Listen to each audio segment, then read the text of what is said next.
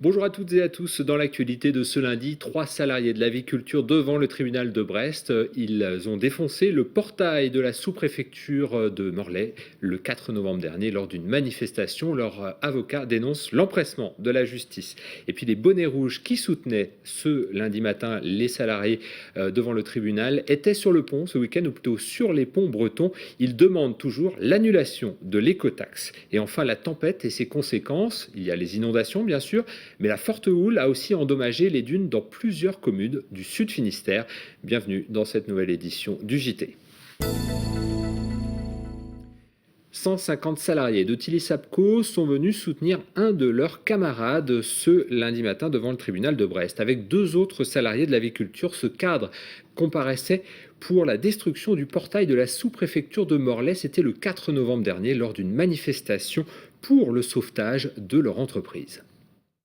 150 salariés de Tilly-Sapco se sont retrouvés devant le tribunal de Brest tôt ce lundi matin. Ils sont venus soutenir ces 3 hommes, 2 volaillers et un cadre de Tilly-Sapco.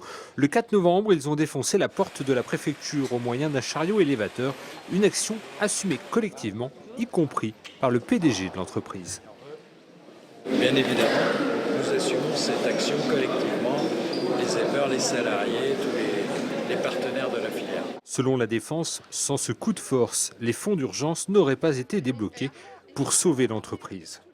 On n'était pas compris et on était des pions et ça malheureusement ça a le pouvoir d'excéder les gens et de les pousser à bout. Et donc sincèrement oui, je pense que le portail j'aurais été capable de le faire tomber si mes camarades ne l'avaient pas fait. Au terme de 4 heures d'audience, 1 mois de prison ferme et 600 € d'amende sont requis contre les 3 prévenus. L'avocat dénonce une fermeté mal placée de la part de l'État. Les faits sont reconnus, donc la relaxe n'est pas possible. Mais ce que j'ai voulu demander au président du tribunal, c'est la clémence la plus absolue. L'État a voulu poursuivre ces personnes pour montrer la fermeté de l'État face à des mouvements de cette façon. Et je crois que ce n'est pas la bonne solution. Mis en cause, ce cadre de Tilly-Sapco assume ses actes, mais regrette l'autisme de l'État. C'est sûr, on a cassé un portail de trop, mais bon, c'est quand même triste qu'il faille en arriver là pour se faire entendre et pour obtenir des rendez-vous auprès du ministère. L'affaire a été mise en délibéré, le jugement sera rendu le 3 février prochain. Les bonnets rouges que l'on vient d'apercevoir étaient sur le pont ce week-end, ou plutôt sur les ponts des 4 voies bretonnes. Ils demandent toujours le retrait de l'écotaxe qui, pour l'instant, doit entrer en vigueur dans les prochains mois. Pour les bonnets rouges, seule l'annulation est acceptable. Xavier Patrouillon les a rencontrés à Guiclan, où est tombé le premier portique écotaxe l'été dernier. Ils n'ont pas attendu très longtemps. Dès ce premier week-end 2014, les bonnets rouges sont sur le pont, ou plutôt sur les ponts bretons. Ils étaient par petits groupes installés ce dimanche sur différents ponts surplombant la voie express pour appeler leur incessante mobilisation. À Guiclan, là où le premier portique écotaxe est tombé, ils étaient une 60aine à saluer les automobilistes. C'est aussi symboliquement dire à ceux qui rentrent, nos Bretons ou ex-Bretons qui travaillent dans d'autres régions ou bien souvent à Paris, de leur dire ne nous oubliez pas, ici il y a encore des gens qui veulent vivre, décider et travailler en Bretagne. Ce que les comités locaux aujourd'hui ont voulu faire, c'est quand même le préalable que le collectif réclame depuis belle lurette, à savoir gratuité des routes en Bretagne et également suppression de l'écotaxe et non pas suspension. Des commerçants et artisans étaient également présents. Au-delà du ras-le-bol général qu'ils expriment, c'est également la défense d'un territoire qui s'en ressent. C'est un petit coucou qu'on fait déjà aux touristes en leur disant bonne route, vous voyez, elles sont gratuites en Bretagne, il faut qu'elles le restent. Et de deux, c'est de dire aux gens, voilà, le mouvement des bonnets rouges ne s'essouffle pas, au contraire, on pourra compter sur nous en 2014 et il faudra compter sur nous en 2014. Les 7 et 11 janvier prochains, 2 réunions du comité des bonnets rouges sont prévues en préambule d'un nouveau grand rassemblement, cette fois-ci à Morlaix, le 8 mars prochain. À Quimperlé, après les crues de ces derniers jours, l'heure est aux réparations et au bilan. Un renfort de 25 hommes de la sécurité civile doit rejoindre le centre de secours de la ville ce lundi soir. La reconnaissance en catastrophe naturelle sera peut-être prononcée par Manuel Valls. Le ministre de l'Intérieur est annoncé dans le Finistère jeudi et vendredi.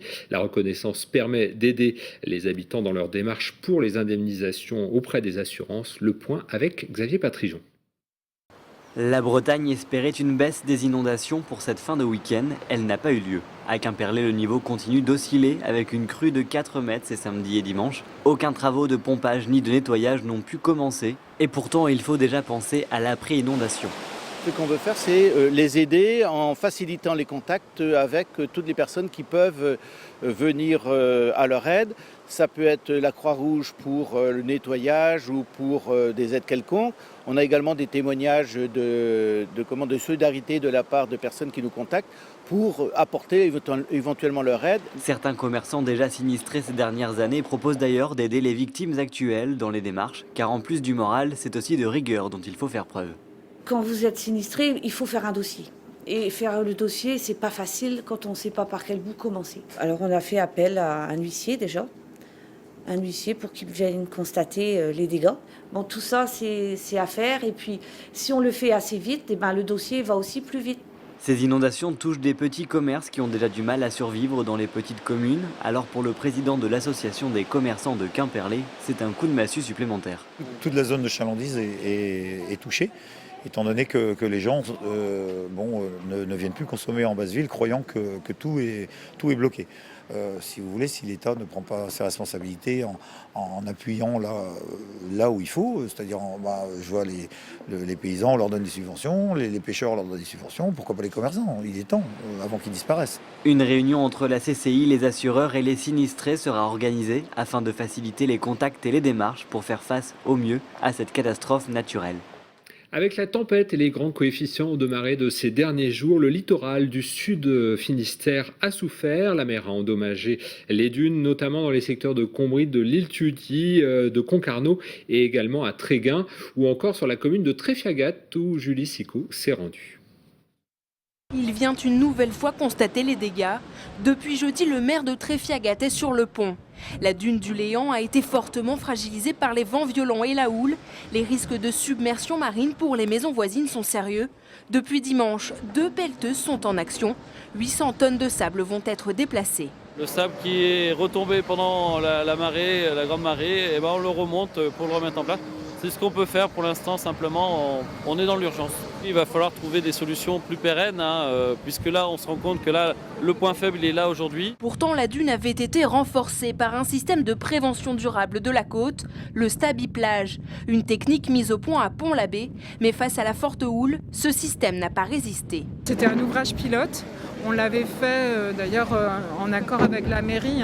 C'était un ouvrage pour vraiment vérifier des résultats. Maintenant, je pense qu'il faut qu'on tienne compte de ce qui s'est passé pour évoluer. Quelques kilomètres plus loin, au Guilvinec, la plage et sa dune ont mieux résisté à la violence des éléments. Là aussi, un système de Stabiplage a été installé.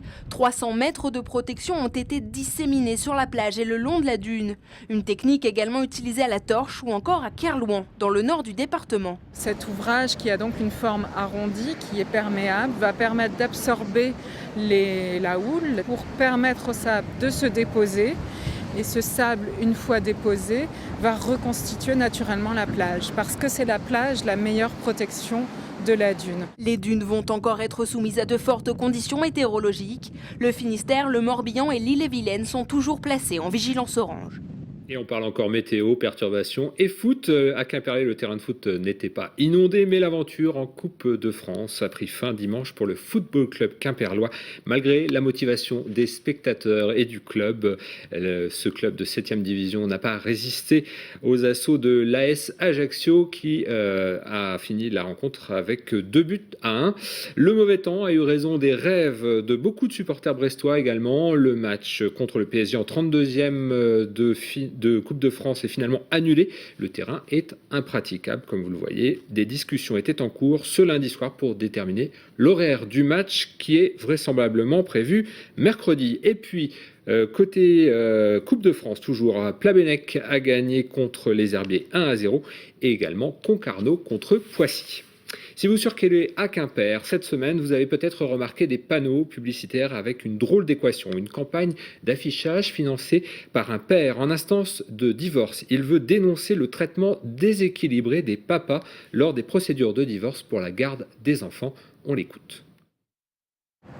Ça, c'est mes revendications, c'est les revendications de tous les papas en France. C'est-à-dire qu'aujourd'hui, les papas en France aimeraient bien avoir 50-50. Et aujourd'hui, malheureusement, c'est que dans 13% des cas, les papas, c'est toujours 4 jours pour papa, 26 jours pour maman. Automatiquement, les juges des affaires familiales, qui sont des femmes, donnent la garde aux mamans. Il faut savoir qu'aujourd'hui, il n'y a qu'entre 11 et 13% des papas qui obtiennent une garde alternée, à la demande des deux parents. Alors qu'aujourd'hui, la France est signataire de la Convention internationale des droits de l'enfant, qui dit que en cas de séparation, en Europe, la garde alternée est avant tout le premier mode par défaut en cas de séparation des parents. Aujourd'hui, on est le pays des droits de l'homme en France, on est le seul à ne pas l'appliquer, ce qui est quand même fort. Voilà. Et aujourd'hui, les enfants sont devenus les otages d'une pension alimentaire. Parce qu'il ne faut pas vous leurrer, hein. La première question en France de ce problème-là, c'est avant tout la pension alimentaire. Merci beaucoup de nous avoir suivis. On se retrouve demain à 18h30 pour un nouveau point sur l'actualité. Bonne soirée à vous.